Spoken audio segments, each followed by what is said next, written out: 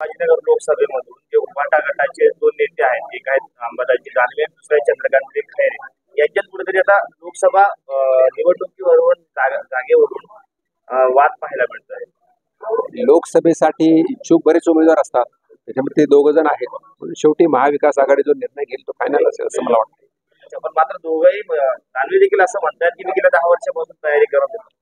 तो त्यांच्या पक्षाचा विषय, मी त्यावर काही बोलत नाही। दुसरा विषय आहे की राज्यभरामध्ये आता काही जण टीका करत आहेत भाजपवर की भाजपचं एकट्याचं हे नाही, राम काही एकट्याची नाही।